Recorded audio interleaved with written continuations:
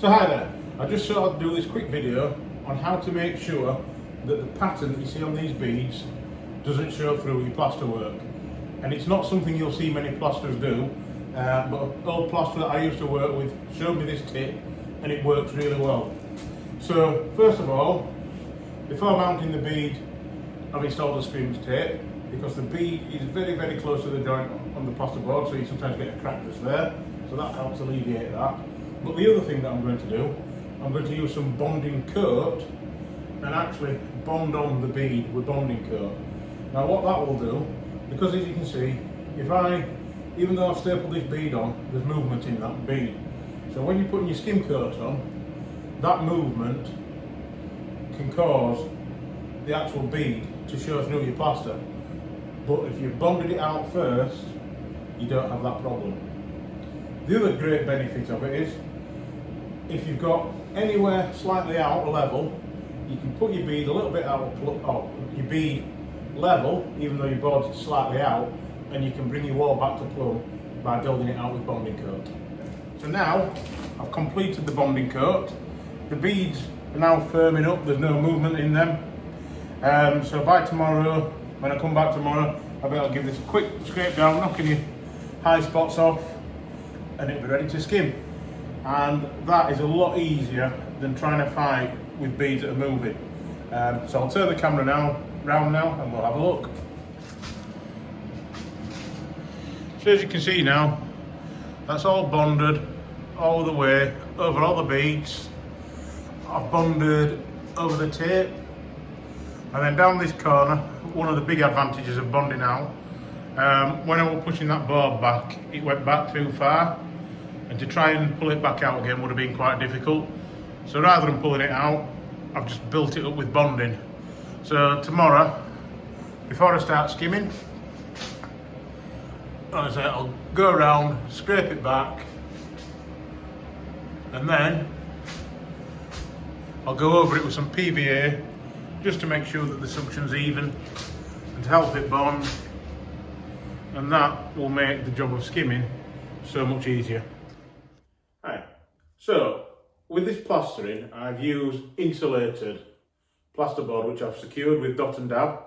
Now there is a theoretical risk that the plasterboard can delaminate from the insulation.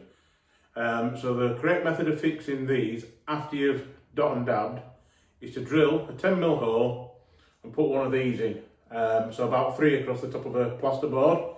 That then goes in there, that expands the plug.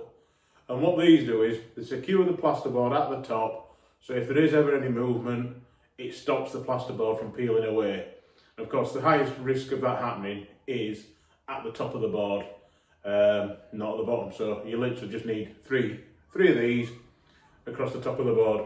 Now in the trade, we call them knock-ins, but if you search for knock-ins, you'll not find them. So the proper term is insulation retaining clips.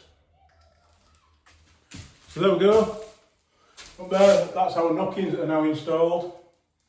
I've taped over them, so ready to skim. And today, for the first time, I'm going to be giving this a go.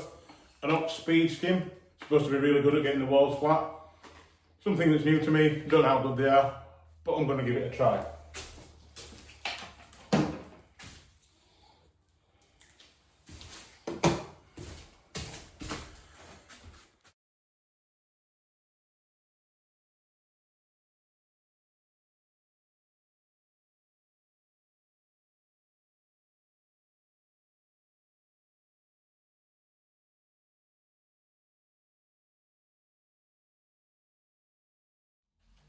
Well, I'm quite happy with that wall. It's probably the flattest wall I've ever done. So yeah, definitely my best plastering, because at the end of the day, I'm not a plasterer by trade. So I think using the speed float has definitely improved the quality. There's still a few little bits that I wish were a little bit better, but generally speaking, when you look at what I'm matching up to, nobody's going to be worried about a few imperfections on that wall, because quite frankly, the rest of the walls in the house are a real old mess. So yeah, and it's getting better. It feels a lot smoother than what I've done in the past. Looks like I might have a little bit of tiger stripe in there, which is a bit annoying. But we'll see when I come to paint it whether that shows. I don't think that will show through because of where it is once it's dry. But it can be a bit of a pain to get rid of tiger striping. But we'll see. Well, that's another wall completed. And looking at it at the moment while it's still wet, I'm thinking this is probably my best wall ever. So we'll come and have a look tomorrow when it's nice and dry, have a feel and have a touch, and we'll see whether it's as flat as what I think it is.